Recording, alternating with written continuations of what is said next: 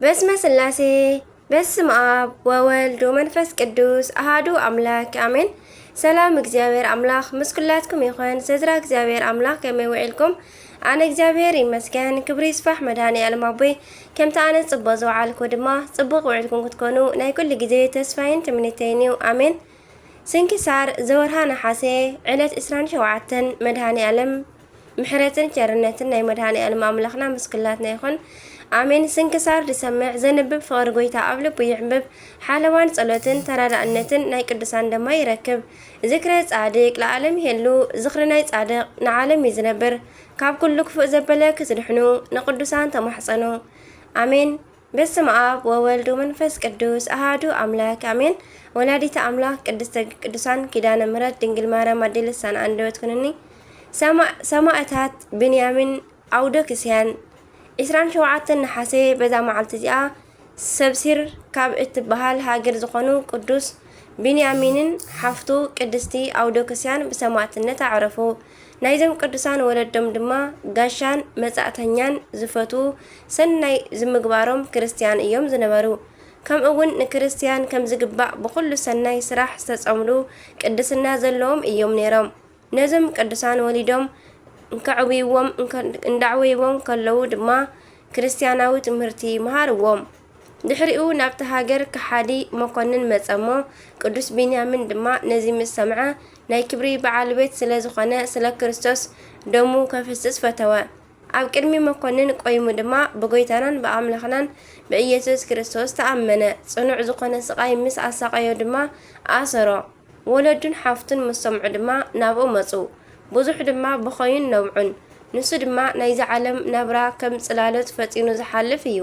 ናይቲ ዝመጽእ ዓለም ናብራ ግን ፍጻሜ የብሉን እናበለ ከጸናንዖም ጀመረ። ሓፍቱ ኣውዶክስያ ድማ ነዚ ጥዑም ትምህርቲ ካብ ሓዋ ሰሚዓ ሓወይ ካባኻ ኣይፍለ ብህያው እግዚኣብሔር እምሕል ንስኻ እትሞቶ እሞት ኣነ እውን ምስኻ ክመውት እየ በለቶ። ነዚ ኢላ ድማ ናብቲ መኮንን ከይዳ ብኽብሪ በዓል ቤት ብጎይታናን ብኣምላኽናን ብኢየሱስ ክርስቶስ ኣብ ቅድሚ መኮንን ተዛረበት፣ ተኣመነት። መኮንን ድማ ከሳቀያ ጀመረ። ድሕሪኡ ብዘይ ምግብን መስተን ኣብ ጸልማት ቤት ን20 መዓልታት ምስ ሓዋ ኣሲሮም ንኸቐምጥዋ ኣዘዘ። ድሕሪኡ ካብቲ ጸልማት ገዛ ኣውፂኡ ከቢድ ዝኾነ እምኒ ኣብ ክሳዶም አንጠልጢሉ ናብ ዕሙቕ ባሕሪ ደርበዮም። ናይ እግዚአብሔር መልአኽ ድማ ወሪዱ ካብ ክሳዶም ነቲ ኣእማን ፈትሓሎም። ንሶም ድማ ናብቲ ወደብ ስጋብ ዝበጽሖ ኣብ ልዕሊ እቲ ባሕሪ ሓንቢሶም ብጥራ ኣብ እትበሃል ቦታ በጽሑ። ሓንቲ ጎርዞ ድንግል ድማ ረኺባቶም ስሒባ ኣውፅኣቶም። ኣብቲ ግዜቲ ድማ ናብቲ መኮንን ተመሊሶም ንዕኡን ንዝረኸሱ ኣማልኽቱን ጣዖታትን ረገምሉ። ንሱ ድማ ንብዙሕ መዓልታት መጨነቂ ዝኾነ ስቃይ ኣሰቃዮም። ምስቃዮም ምስ ኣድከሞ ድማ ርእሶም ብሰይፊ ንኽቁረፁ ኣዘዘ። ናይ ሰማዕትነት ኣኽሊል ድማ ኣብ መንግስተ ሰማያት ተቐበሉ። ንእግዚአብሔር ኣምላኽና ምስጋና ይኹን። ንዓና እውን ብናይዞም ሰማዕታት ጸሎት ይምሓረና፣ በረኸቶም ድማ ምስኩላትና ትኹን ኣሜን። ኣርኬ ድማ ከምዚ ይብል። ሰላም ለከ ቢንያሚን ሰማዕት ሙቱረ ክሳድ ወመጥባሕት ወለእህትከ ሰላም ኣውዶክስያ ህሪት እንዘ ትብል ሰሚዓ ዘትቤ ከመጽላሎት ንብረት በትምህርትከ ኣትባእካ ለሞት። በረኸቶም ይሕደረና ኣሜን። ሳሙኤል ነቢ በዛ መዓልቲ ድማ ኣብ ዘመን ሊቀ ካህናት ኤሊ ነቢ ሳሙኤል ናይ ምጽውዑ በዓል ኮነ። እዚ ነቢ ድማ ደቂሱ ከሎ እግዚአብሔር ጸውዖ። ኣብ ክንዲ ኤሊ ድማ ነቢይን ካህንን ገይሩ ኣብ ልዕሊ ደቂ እስራኤል ሾሞ። በረከቱ ድማ ምስኩላትና ትኹን ኣሜን። ሊቀ መላእክት ቅዱስ ሱርያል። ከምኡ እውን በዛ መዓልቲ እዚኣ ካብ 7 ሊቃነ መላእክት መበል 4ይ ደረጃ ዝኾነ ናይ ሊቀ መላእክት ናይ ቅዱስ ሱርያል ናይ በዓሉ መዘከርታ እዩ። ካብ ዓበይቲ ሊቃናት ሓደ ዝኾነ ቅዱስ ሱርያል ክብሩ ብዙሕ እኳ እንተኾነ ብዙሓት ምእመናን ግን ኣይፈልጥዎን። ናይ መላእክቲ መዓርግ ክንገር ከሎ ሚካኤል፣ ገብርኤል፣ ሩፋኤል ኢሉ ቀጺሉ ዝመጽእ ሱርያል እዩ። ኣብ 3 ሰማያት ካብ ዘለዋ 9 ዓለመ መላእክት ናይቲ ሓንቲ ናይ ስልጣናት መራሒ ሓለቓ እዚ እዩ። እዚ መልአኽ ብጣዕሚ ርህሩህን ተራዳእን እዩ እሞ ኣይንዘንጋዕዮ። ንኖህ መርከብ ዘሳርሖ ካብ ናይ ጥፍኣት ማይ እውን ዘድሓኖ እዚ ቅዱስ መልአኽ እዩ። ኣብ ገድለ ሰማዕታት ከም ዝተጠቕሰ ድማ ናይ ሰማዕታት ረዳእን ኣድሓንን እዩ። ቅዱስ ሱርያል ድማ ብኻልእ ስሙ እስራኤል እዩ ይውን ይበሃል እዩ። ረዳኢ እስራኤል ከም ማለት እዩ። ኣማላድነቱ ምስ ኩለትና ይኹን ኣሜን። 12 ኣበው ደቂቀ ያዕቆብ ከምውን በዛ መዓልቲ እዚኣ ን12 ደቂ ያዕቆብ ይዝክርዎም። ንእግዚአብሔር ኣምላኽና ምስጋና ይኹን። በረከት እዞም ቅዱሳን እውን ትብጻሕ ምስ ኩላትና ይኹን ንዘለዓለም ዓለም ኣሜን። ከምኡውን ናይ 28 ነሓሴ ንቕጽል። በስመ አብ ወወልድ ወመንፈስ ቅዱስ አሐዱ አምላክ አሜን። ቅዱስ አብርሃም ርእሰ አበው 28 ነሓሴ በዛ መዓልቲ እዚኣ ንዘለዓለም ዝነብር ርስቲ ካብኣቶም ወሪስና ኢና እሞ ናይ ኣርእስተ ኣበው አብርሃም ይስሐቅን ያዕቆብን ተዝካረ ፍልሰቶም ክነኽብር መምህራንና ቤተ ክርስቲያን ኣዘዙ። ዓርኪ እግዚአብሔር ዝተባሃለ ናይ ህዝብን ናይ ኣህዛብን ኣቦ ዝኾነ አብርሃም ጻውዒት እግዚአብሔር ሰሚዑ ንእግዚአብሔር ኣምላኹ ጣዖታት ሰባቢሩ ናብ ከነአን ምስ ከደ ብዙሕ ሽግር ኣሕሊፉ እዩ። ብምኽንያት ጥምየት ካብ 1-2 ጊዜ ናብ ግብፅን ፍልስጥኤምን ተሰዲዱ እዩ። ብኡ ግን ፈጣሪኡ ኣኽቢርዎ እዩ። 2 ነገስታት ፈርዖንን አበሜሌክን ንሳራ ክትንክፉ እንትብሉ ተግሳጽ ወሪድዎም እዩ። ነቢ እዩሞ ብናይ አብርሃም ጸሎት ተፈወሱ። ቅዱስ አብርሃም ካብ የውሃቱ ዝተለዓለ ኣብ ኬብሮን ኣብ ዝተመሳቐለ መንገዲ ድንኳን ሰሪሑ ጋሻ ይቕበል ነበረ። ምስክር ከይሓዘ ድማ እኽሊ ኣይጥዕምን ዝነበረ። ርጉም ሰይጣን ኣጋይሽ ከም ዘይመጽዎ ምስ ገበረ ብዘይ ምግቢ ን3 መዓልቲ ጸንሐ። ኣብ ፍጻሜ ግን ስላሴ ብእንግድነት መጽዮምሉ ኣብ ልዕሊ ክብሪ ኣብ ልዕሊ ጸጋ ኣብ ልዕሊ ጣዕሚ ተወሰኸሉ። ኣቡነ አብርሃም ናይ ስላሴ እግሪ ንክሓጽብን ኣብ ዝባኑ ክሽከሞምን ተዓዲሉ እዩ። ስላሴ ድማ ኣብ ቤቱ ተኣንጊዶም ናይ ይስሐቅ ልደት ኣበሰርዎ። እዚ ጻድቕ ሰብ ድማ ኣብ ቅድሚ ፈጣሪኡ ኮይኑ ስለ ሰዶምን ጎሞራን ለሚኑ እዩ። አብርሃም በኣምላኹ ፍጹም እዩሞ ንዝፈትዎ ወዱ ንይስሐቅ ንመስዋእቲ ኣቕሪቡ እዩ። በዚ ምኽንያት ድማ ናይ ነቢያት፣ ናይ ሃዋርያት፣ ናይ ነገስታት፣ ናይ ካህናት ኣቦ ስርወ ሃይማኖት ናይ ሃይማኖት ሱር ተባሃለ። ንእግዚአብሔር ኣገልጊሉ ድማ ኣብ መበል 175 ዓመቱ ኣዕረፈ። በረከቱ ምስ ኩልና ይኹን ኣሜን። አርኬ ሰላም ለከ ለፍኖተ ጌጋይ ዘኢተለውከ ባህዲ ጌጋይ በኢተሃውከ አብርሃም ፍጹም በሂሩት ወበአምልኮ እግዚአብሔር አበየከ ወባረከከ ባርኮ እስከ ሰመየከ ዲበ ምድር አርኮ። በረከት ናይ ቅዱስ አቡነ አብርሃም ምስ ኩላትና ይኹን። ከምኡ ድማ ቅዱስ ይስሐቅ ርእሰ አበው ከምኡውን በዛ መዓልቲ እዚኣ ወዲ ሃለቃ ኣቦታት አብርሃም ዝኾነ አቡና ይስሐቅ መዘከርታ ዕረፍቱ ንኽንገብር መምህራን ቅዱስ ቤተ ክርስቲያንና ኣዘዙና። እዚ ጻድቕ ይስሐቅ ድማ ብብስራት ልዑል ኣምላኽ ተወልደ። ነዚ ንጹህ ይስሐቅ ድማ ናይ ወልዲ ክርስቶስ ምሳሌኡ ገበሮ። ናይ ይስሐቅ ልደት ብጣዕሚ ዝተሓለወ ካብ ምዃኑ ብዝሓለፈ ዝተፈጸመ ድማ ብብስራት ኣምላኽ እዩ። ስሙ ዘውፅእሉ ድማ ስላሴ እዮም። ብሩኽ ይስሐቅ ብብዙሕ ነገሩ ድንቂ እዩ። አቡና ይስሐቅ ወዲ 20 ኣቡኡ አብርሃም ድማ ወዲ 120 ዓመት ኣብ ዝኾኖም ጊዜ ዘጨንቕ ትእዛዝ ካብ ፈጣሪ ተሰምዐ። ድሕሪዚ ነገር እዚ ከዓ ኾነ ኣምላኽ ንአብርሃም መኸሮ በሎ እውን አብርሃም ንሱ ከዓ እኔኹ በለ።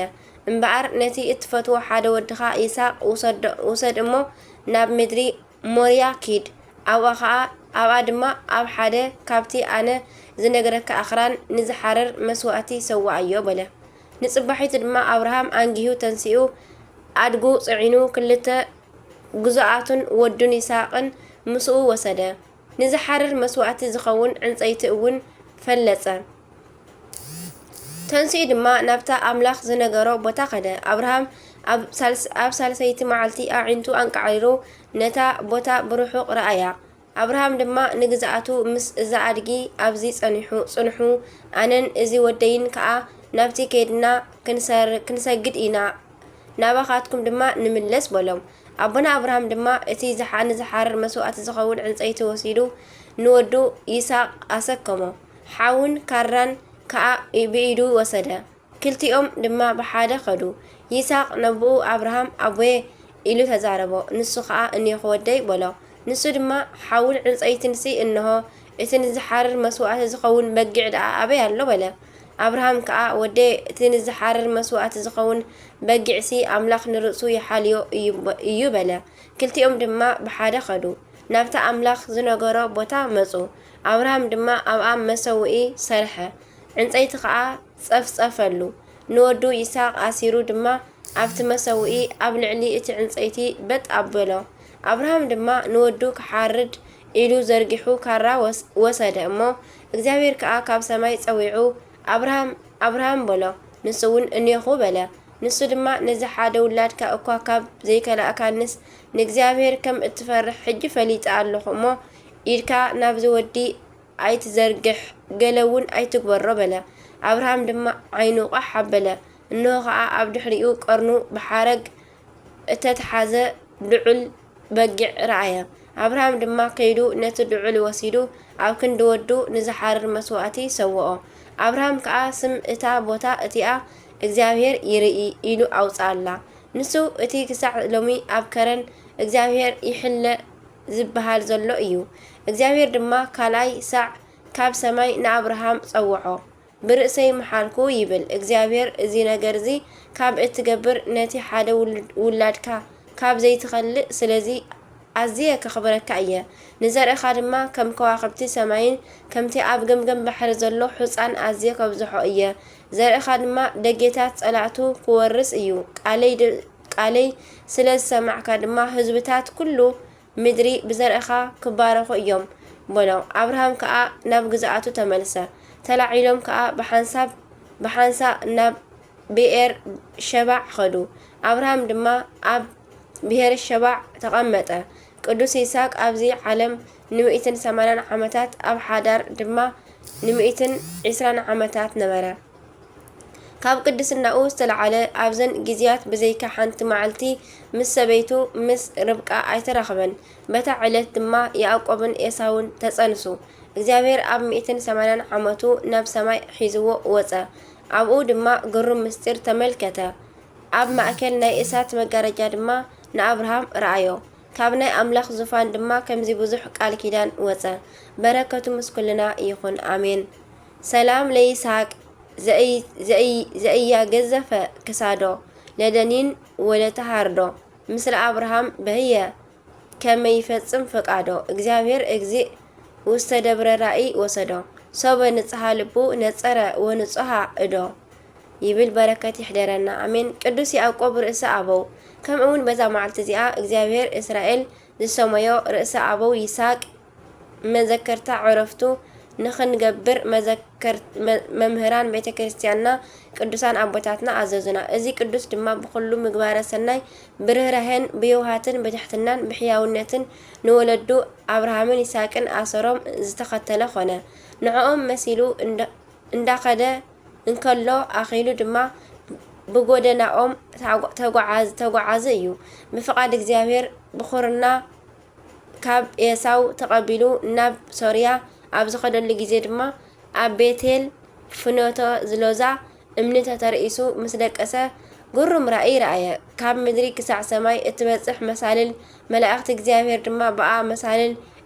እንክድይውን እንክወርዱን ተመልከተ እዛ ናይ ወርቂ መሳልል ድማ ናይ ድንግል ማርያም ምሳሌ እያ ኣንቲ ውእቱ ስዋሱ ዘርእየ ያዕቆብ ከም ዝብል ቅዱስ ኤፍሬም ኣብ ውዳሴ ማርያም ዘሰሉስ ተንሲኡ ድማ ዛቲ እቲ ሆሃታ ለሰማይ ዝየ ይተሃነጽ ቤተ እግዚአብሔር እዚኣ ናይ ኣፍ ደገ ሰማይ እያ ቤተ እግዚአብሔር ድማ ክህነጸላ እዩ ኢሉ ትንቢት ተዛረበላ ምስ ሓው ኤሳው ተጻሊኡ ናብ ሶርያ ኣብ ዝኸደሉ ጊዜ ካብ ዘበይቱ ዘለፋን ባላን 4 ቆልዑ ብድምር 12 ቆልዑ ወለደ ምስ ሓው ኣቦኡ ላባ ን21 ዓመታት ኣገልጊሉ ሃብቱን ንብረቱን ጠቕሊሉ ናብ ርስቱ ናብ ከነአን ክምለስ እንከሎ ንበይኑ ርሕቕ ኢሉ ክጽሊ ጀመረ ኣብኡ ድማ እግዚአብሔር ከቃለሶ ሓደረ እዚ ድማ ናይ ፍቅርን ናይ ምስጢርን እዩ ንግዚኡ ጎይታ ንያዕቆብ